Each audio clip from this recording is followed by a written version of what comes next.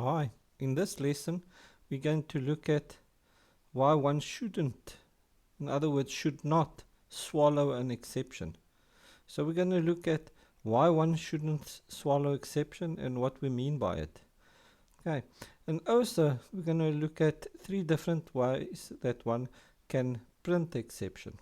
So let's get to it.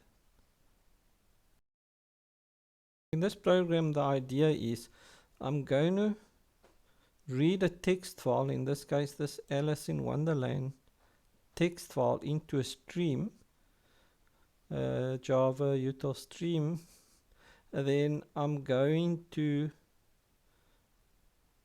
get just the first line of this text file and print it to the console. So just to show you what I'm doing here is I'm just check is my import statements there and so on. Okay, so what I've got here is, if you look over here, I've got a static, private static field here called first line of type string. Now in my main method I'm assigning the value that's returning from the read first line method to the static field, and then down here I'm printing this static field to uppercase, and I'm putting this method that's being called in a try catch. And why I'm doing it, because my method throws an IO exception. We'll look at the method now, but in this read first line I'm passing it the path. So I'm using paths get. It's a NIO in Java NIO, and I'm getting the text file that's lying in resources ls.txt. Okay, so it's this text file, yeah. A story about Alice in Wonderland. Okay, so now let's look at the method that I'm calling, read first line. It's a static method, see, and I'm passing it the path, and then I'm using the Java NO files class, each static lines method that takes a path and returns, and it reads all the, and it lazily reads, in other words, all the lines. It's lazy reading, in other words it reads as it need be.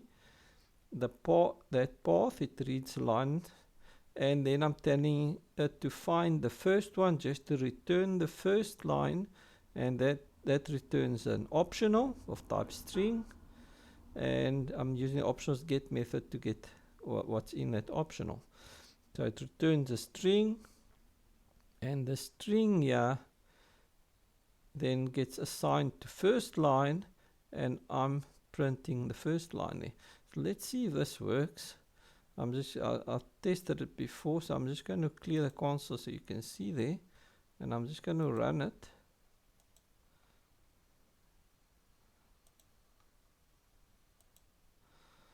Okay, and you see it works fine. Okay, let's look at what I mean by swallowing an exception. Okay, yeah, I've commented this line out and uncommented this one. Now I'm passing it a path that does not exist, so this file, no such file does not exist. So when I call read first line, this files.lines is going to throw an IO exception, which is in the try catch block here. So I'm catching this exception here, this IO exception is thrown from this method there. But what's happening is I'm not doing anything, I'm swallowing it. And this is what I mean by swallowing. I'm swallowing this exception. I'm not printing any message or anything to the client, the user. Okay, so then over here I'm going to try and print first line. Let's see what happens. So if I run it, and you see I got a null point exception here. at line 102, which is this line. So I'm getting a null pointer exception here. But this is confusing because I don't really know where the null point coming from. It's actually the first line is null because it never returned a string. It threw an IO exception. And if you recall, my string first line is instantiated automatically value to null. So, but now as a programmer or someone else using a program, you won't know where that null actually comes from because I swallowed it here, and one should never do that. One should never swallow an exception because this print line could be somewhere else, a couple of methods down, or being called from another class, and you won't know where it's coming from because you swallowed it here.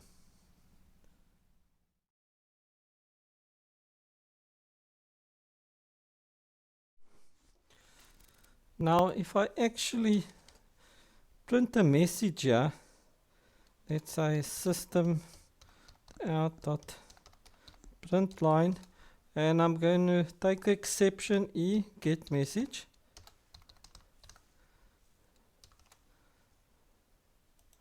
Like that. I spelled it wrong for some reason. Message. Oh, what's so difficult today about that? Okay. So now when it throws an exception, at least I'm printing the exceptions message here. So let's see what happens now. You can see the previous one, it was throwing at 102. So in this case, you see now at least it's giving me a resources no such file message over here. And just to note here, look what's happening here. This print line here is this one here. It's printing in white, where my null pointer exception over here that's been thrown over here, because what happens is now I'm catching the exception, I'm printing the IO's exceptions E get message, so it's returning a message which says no such file. So I know it threw a no such file here, although limited, just giving me a message here. But notice what I want to show you here is this one here is in white and this one is in red. Now Eclipse prints this in red. It prints your System.err output in red, and I'll show you now what I mean by that. And so I'm throwing an exception here. I'm not swallowing it, I'm doing something with it. Okay, that's one way of printing an exception. Another way, I could just print it as, just print the exception itself, like that. Okay, so if I do that, and I run it now, you'll see I'm printing the whole object, and the exceptions to string method is going to give me this information. It's a Java NIO file, no such file exception, and there's the message. So it attaches, it's more complete than the E get message. So I can see, okay, it threw an exception which then resulted in the null point exception down the line. The other way I can print it is more informative. I can print the stack trace, and this one is when it will actually print stack trace, and this one will actually give me better information because it prints the whole stack. So it's telling me that main 102 gave me a null point exception, which came from, if you see, 89 from this call here, which went up the stack to 79, which is coming from here, and so on, and the actual exception that was thrown was a Java no such file exception. So it's much more descriptive, and you can see again, look at all these, it's in red. Now what I mean by that, let's just go back here, and I'm going to, instead of saying I had System.out.println, and I'm going to say I'm going to print the E there. Now this, if we saw, it prints, and just to show you again, it prints the exception over here that's being thrown, but it prints it in white, you see here.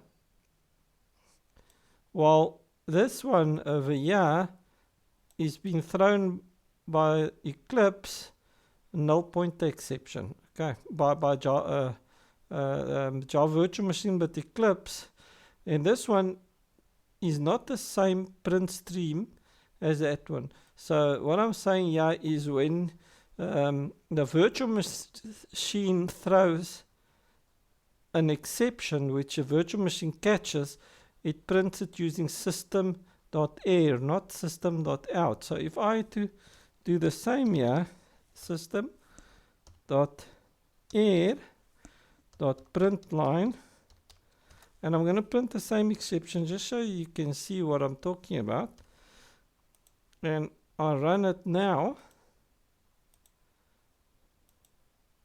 You see, they're both in red now. See, same exception because I'm printing it. So there's actually two streams here, and to show you, I'm just going to change. I'm going to change this, the out one here, to a different method. I'm going to say in catch block, something like that, just to differentiate between the two. And that's an out. I'm printing it with out there and not with error. Error for error. And you can see, and another interesting thing here is you can see this is one stream, and I'm talking about print streams here, one print stream, and this one is another print stream.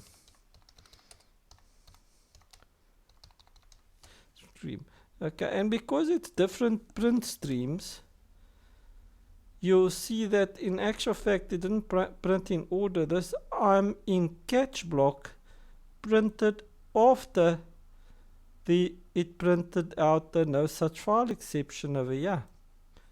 Okay, so I'm just going to make that this, so it looks the same, and I don't know why I'm battling with small things like that today, but anyway, here it is. So if I to run it again, the output here might not always be in order that you expect it to be, because it's using two different print streams. Okay, so you see I'm catches here again, and no such file printed before. Okay, the print stream actually happened before. We do it the third time. Now let's try another time, and there, you know, it printed it first, like in the order there. Okay, so there we looked at three different ways to print it. The thing is, you could use System.out, or usually you would use out, System.out println, and the whole exception in there, and that would then use a two-string method. You could use the get message another way, and the third way you could use and you could say print stack trace, which is a more complete way. You can actually see the stack, and I'm going to put them like that there, so you can see all three of them here, and there we are, and there it's printing out. I'm in catch block. Okay, that's just a normal print. There's the get message, and there's the other one, and obviously the third one I haven't got here. You can just put it there, System.out.println. line, and this one will have the toString method. I'm just going to change that. I'm going to put it underneath this one so that it from less verbose to the most verbose, you could say, with more information, in other words. And you'd see, okay, that's your normal. And if I change that to air, it would be actually should be in red. Let's see what happens if I do that.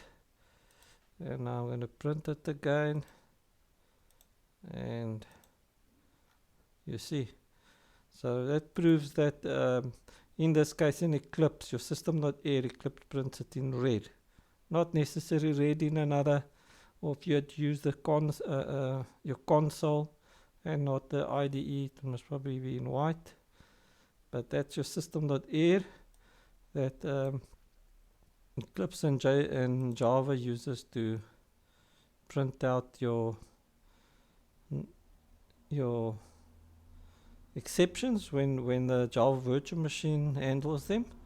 Then I'm printing the get message, which is less information, the minimum information. This one is a bit better for debugging and so on, and obviously your stack trace, which is the most complete one.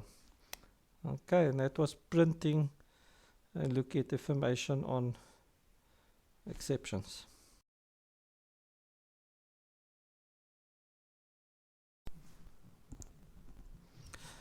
Now I just want to emphasize on the different print streams and why it's important.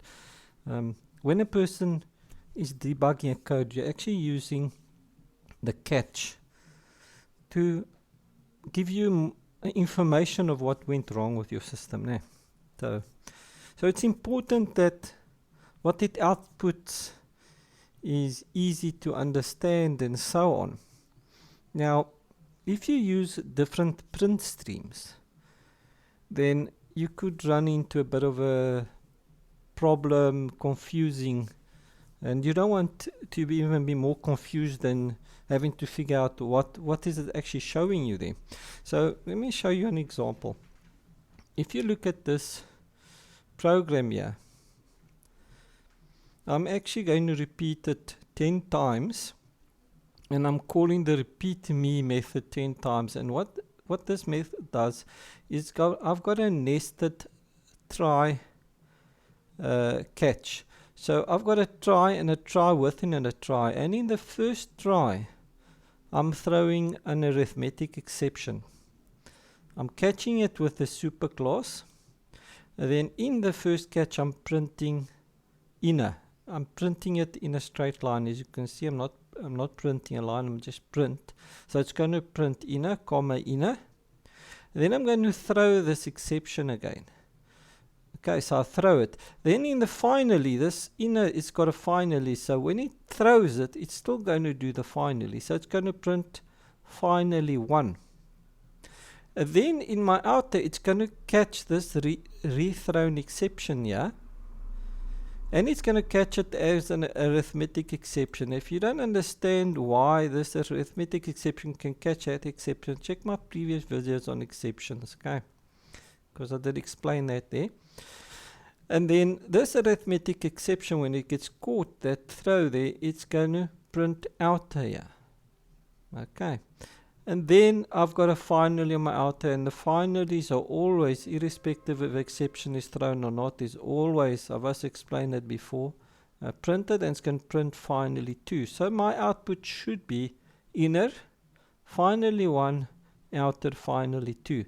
Then I'm printing a line over here every time it loops through it, and it's printing the version. Actually, what I'm going to do, I don't want this to print so many times as the loops. I'm going to take that out there, and I'm actually going to put it after my calls here just to show you.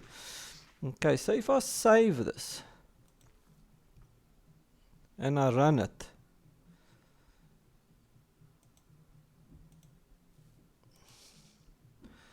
as you can see, it's done it 1, 2, 3, 4, 5, 6, 7, 8, 9, 10 times, and it's inner, finally 1, outer, finally 2. So it's working as expected. So it's easy to understand the flow from this message of my catches and so on. Now let's just try it if I had to do it with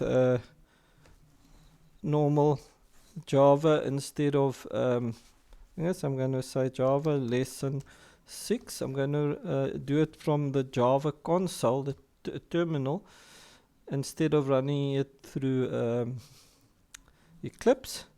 So, and it's to out or err, and if I spelled it all right, and the same inner. If you look at the inner, finally 1, outer, finally 2. Okay, so that is fine, it's understandable. But now in Java there are actually another stream, and it's called the System.err stream, and I can show you guys quickly what it says. So if we go to the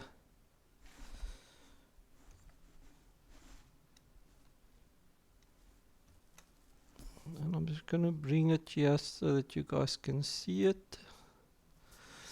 If I go here to the system class, I want to go to the system class, and you'll see there are two output streams, the err stream and the out stream. Usually we use the out stream. That's for the standard output stream. Then you get a standard err output stream, and that one, they say the standard err output stream, the stream is already open, ready for use. Typically the stream corresponds to display output to another output that stays specific for host environment. Okay, it's usually used for errors. You can use one or the other to print, but the catch is this. If I go, let me go and change these out to errs. So err, and I'm going to change them all to err, err, err, err, and I'm also going to change this one to err. So all of them is at err now. Now, like I explained before, in Eclipse, when it sees it's an err stream, it prints it in red to show that it's a fault. So for an error, an exception in this case, and you see I still get, let's see what it's printing. Did I change them all? Okay, I made a mistake here. There's one there that I didn't change. So let's just change that and then run it again. And inner, finally, outer, finally, just as expected. Did it 10 times, printed the version, and it actually printed 1, 2, 3, 4, 5, 6 times, you see. And already we're picking up a funny thing here. And if I go to the terminal and I try it there, it seems to work fine from Java's implementation from the terminal, but when I'm using it in Eclipse, it's giving me something, and just to something different. So just to make it more obvious, I'm going to change this one back to out. So I'm going to make this one out. I'm going to leave that one err. I'm going to make this one out, and I'm going to leave. So I've got out err, out err.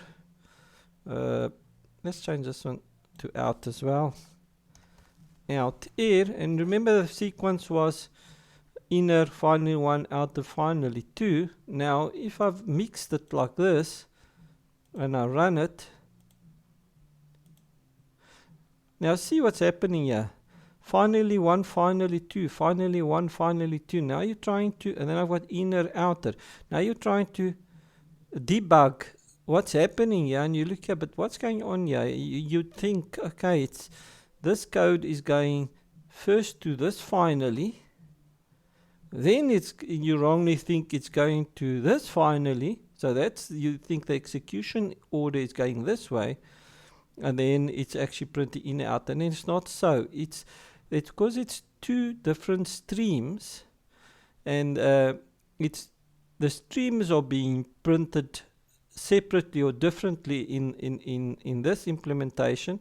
But if I go and use directly from Java, which doesn't print in color, it's actually showing me inner finally 1, outer finally 2, inner finally 1, outer, which is fine, and it's giving me, but it is in implementations are different. Even though if you look here, I'm using Java version 11 and Linux 5.8, and if I go to my console, it's just printed everywhere, but my operating system, you see, is Linux there, and my Java version will be the same. I just can't display it there for some reason. I'm going to try. I'm going to pause quickly, ran it again so you can see, and there's my Java version 11.1, 11.0.10, which is the same as this. So it's not the version of Java or Linux, it's the implementation. So either use, when you're printing out your debugging code, in other words your errors, either use error for all your debug code or use out, but don't use them mixed. Okay.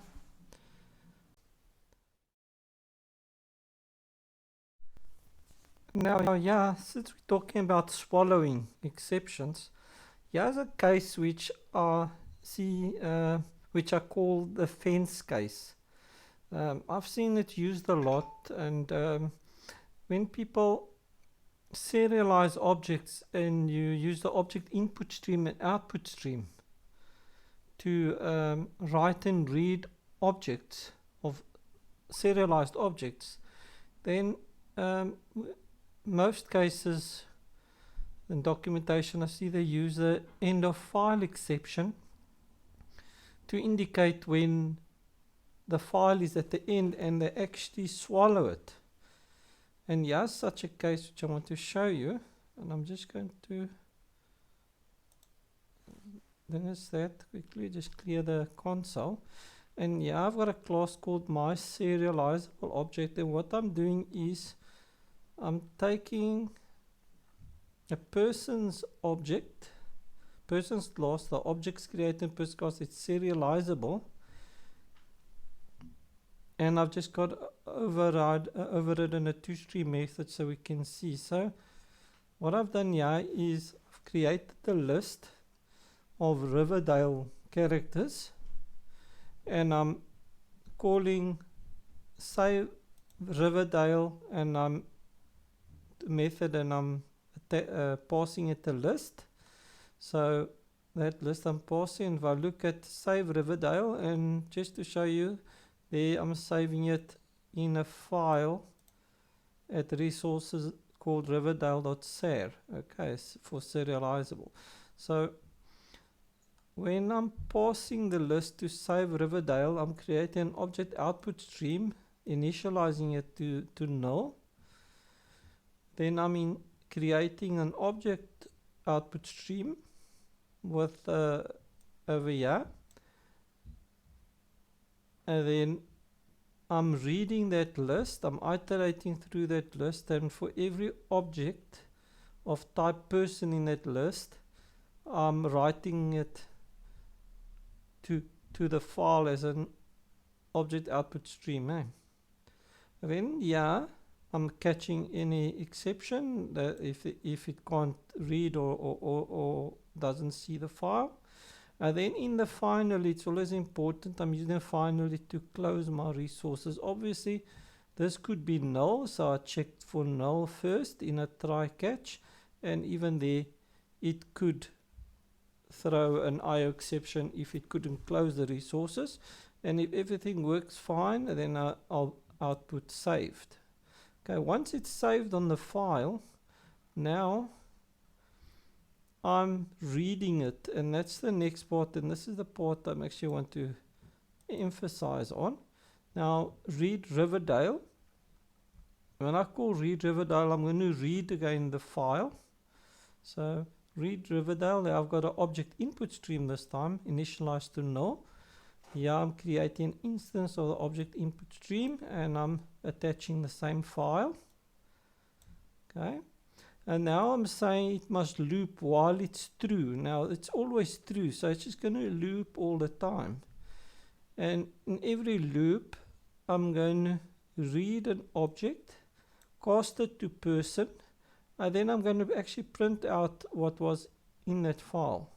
And now it's going to read until it comes to the end of the stream. When it comes to the end of the stream, it's going to throw an end of file exception. And yeah, I'm just swallowing it. Now, yeah, previously I stated that one shouldn't swallow, but I've seen this being used a lot in Java, where I'm actually swallowing it. That's why I call it a fence, on the fence in this case. And obviously I'm closing the resources. So let's see what happens if I run it. And there's it, it's saved. So it wrote this because it called saved, it's fine. And yeah, it read it, and yeah, it's printing out those objects that in this format of the two strings. So that's working fine. So this is where a fence case, you could say now. Yeah, so this is how I've seen it done. We'll look at the next example next. Okay, now if we look at this, when it reaches object input stream, reaches the end of the stream, it throws the end of file exceptions. This is when it's reading objects. Now you get other streams like a buffered input stream and so on that will which would indicate a null value here. Okay, or end of stream. And if you're reading primitives or reading bytes, a -1. So the other streams you'll have a, let's call it a marker that signals. So why is this happening here? We are swallowing it, and if I go and look at the API end of file exception, well, it signals the end of a file or end of a stream that has reached unexpectedly during input. Unexpectedly during input. Okay. This exception is mainly used by data input stream to signal the end of a stream. Okay, so I see this being used a lot, but it's still, in a way, a fence case in that we are using we are swallowing it here. Okay. So what if we wanted to stay with the rule don't or the recommendation don't swallow an exception?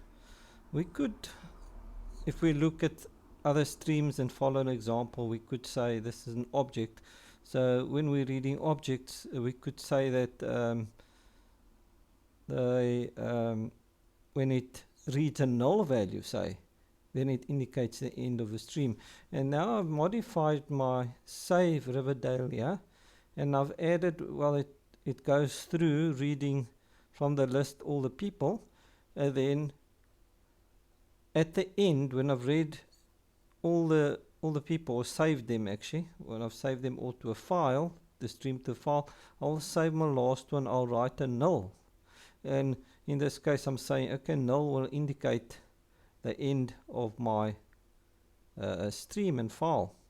Now I've just commented this one out, so I've modified my read, and my read Riverdale, what I've done is I've added the person over here, variable pointer, whatever, to the person, initialized it as null. And then I've added this. What I've said here is when I read an object from the file, I cast it to person as long as it's not null. Remember, I indicated null at the end. So then I print it. Okay, so a little change over there. And now if I do encounter an end of file exception, because I don't want to swallow it, it should terminate here when it sees a null. Technically I shouldn't get an end of file exception unless something really went wrong. Then file ended unexpected exception. So I'm going to call it, I'm going to run this and see what happens. And it seems to be working fine. And I've just added this line at the end here to show the contents that was in my list. And this is what was saved. It was saved, and then it read it, and it seems to be fine. Okay, but now let's just think about this a bit. A list. A list technically can contain null values. So, yeah, what happens if my list has a null value in here? What's going to happen then? So let's run this. Oops. You see what's happened? It will now read Archie, Veronica, and this is part of the list. I've got a null value in my list, and it sees it as an end of file. It sees it as an end of file here. And it's not actually an end of file, so this won't work. Now that we know that we can't really use null values, and we want to avoid swallowing, what we actually need is a unique marker. Think about something that's unique, that you want to store in the list, or you shouldn't store in the list. And in this list here, because we saw that the list can have null values. So what I've done is, I've seen this, some guys do this, and I want to show you this example. I've created an enum, and I'm calling this enum end of file marker. So it's a special marker to indicate my end of files. And I've just got one enum value in there, static, where enum is static value, end of file. So let's try and use this and see how this performs. Okay, so in my right save, in my save, instead of using this, because we know this is going to give us problems, I'm going to use the enum. So I'm going to say ObjectInputStream, and I'm going to write object, and I'm going to say my end of file marker dot end of file, and I'm going to write it. So when I write my people's objects, when it's finished, I'm going to write the final one. I'm going to write an enum there. Okay, so there I'm writing it. Now I need to modify my read, and everything seems to, only this line here, I need to change this line. I keep on putting a thing there, and I'm going to modify this line to use the